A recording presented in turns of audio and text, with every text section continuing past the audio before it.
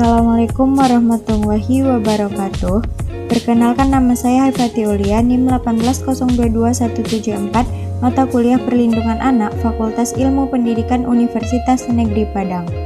Di sini, saya akan menjelaskan pembelajaran tentang bentuk-bentuk kekerasan pada anak. Yang pertama, kekerasan di sekolah. Yang kedua, kekerasan di lingkungan tempat tinggal anak. Baiklah, kita masuk kepada pembahasan yang pertama, yaitu kekerasan di sekolah. Kekerasan terhadap anak adalah perilaku salah baik dari orang tua, pengasuh, dan lingkungan dalam bentuk perlakuan kekerasan fisik, psikis, maupun mental yang termasuk di dalamnya. Sekolah merupakan lingkungan terdekat dengan anak setelah keluarga. Sekolah merupakan tempat perkembangan diri yang paling berperan dalam mempersiapkan seorang anak menjadi manusia dewasa dan sempurna. Kekerasan terhadap anak bisa terjadi kapan saja dan di mana saja, termasuk di sekolah. Padahal, sekolah merupakan tempat di mana anak menerima pendidikan moral, etika, akademik, bahkan menjadi rumah kedua bagi anak. Menurut Undang-Undang Perlindungan Anak Nomor 35 Tahun 2014, perlindungan anak adalah segala kegiatan untuk menjamin dan melindungi anak dan hak-haknya agar tetap hidup, tumbuh, berkembang, dan berpartisipasi secara optimal. 2. Kekerasan di lingkungan tempat tinggal anak. Keluarga adalah tempat pertama kali anak belajar mengenal aturan yang berlaku di lingkungan keluarga dan masyarakat. Kekerasan terhadap anak dapat diartikan sebagai perilaku yang sengaja maupun tidak sengaja yang ditunjukkan untuk mencederai atau merusak anak, baik berupa serangan fisik maupun mental. Kekerasan fisik yang dilakukan orang tua terhadap anak usia dini tentu saja sebuah pelanggaran hak asasi manusia, yaitu hak untuk hidup, hak untuk mendapatkan perlindungan, dan hak untuk mendapatkan pendidikan. Selanjutnya, kita akan membahas tentang dampak dari kekerasan pada anak. Yang pertama, kekerasan pada anak berdampak kematian. Yang kedua, luka atau cedera. Yang ketiga, gangguan perkembangan otak dan sistem syaraf. Yang keempat, sikap negatif pada anak akibat kekerasan. Yang kelima, gangguan kesehatan. Yang keenam, masalah pada masa depan. Faktor pemicu kekerasan pada anak. Yang pertama, orang tua pernah jadi korban penganiayaan dan terpapar oleh kekerasan di rumah. Misalnya, dulu kerap dipukuli karena memiliki orang tua yang stres, berpenghasilan pas-pasan.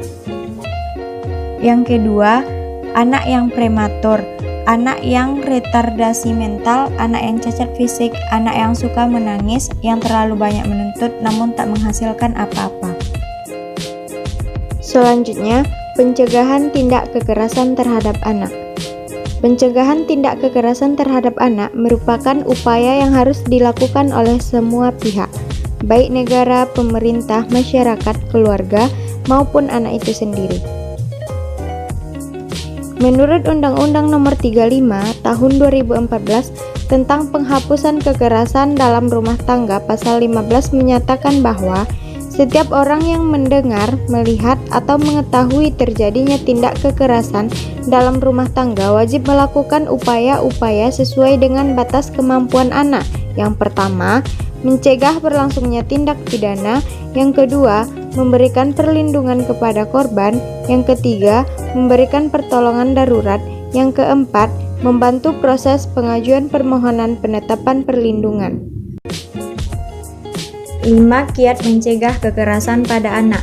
Yang pertama, bantu anak melindungi diri. Berikan pemahaman dan ajarkan anak untuk menolak segala perbuatan yang tidak senonoh dengan segera meninggalkan di mana sentuhan terjadi. Ingatkan anak untuk tidak gampang mempercayai orang asing dan buat anak untuk selalu menceritakan jika terjadi sesuatu pada dirinya. 2. Pembekalan ilmu bela diri. Pembekalan ilmu bela diri pun dapat menjadi salah satu solusi agar anak tidak menjadi korban kekerasan. 3. Maksimalkan peran sekolah. Sekolah juga harus menggagas aktivitas-aktivitas internal sekolah yang bersifat positif. 4. Pendidikan budi pekerti. Salah satu solusi untuk mencegah krisis moral yang melanda di kalangan generasi penerus adalah mengajarkan budi pekerti, baik di rumah maupun di sekolah. 5. Laporkan kepada pihak berwajib. Hal terakhir yang harus dilakukan bila terjadi kekerasan fisik, psikis, ataupun seksual adalah segera melaporkan kepada pihak berwajib.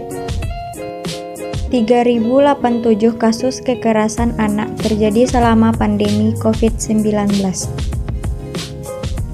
Berdasarkan data Simfoni PPA, pada 1 Januari 19 Juni 2020 telah terjadi 3087 kasus kekerasan terhadap anak dengan rincian 852 kekerasan fisik, 768 psikis, dan 1848 kasus kekerasan seksual.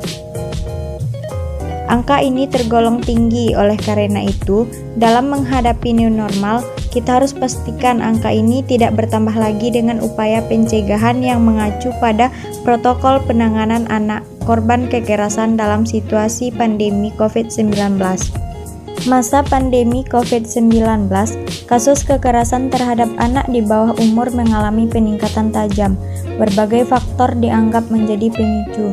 Salah satunya, banyak warga atau orang tua yang stres karena harus work from home atau WFH.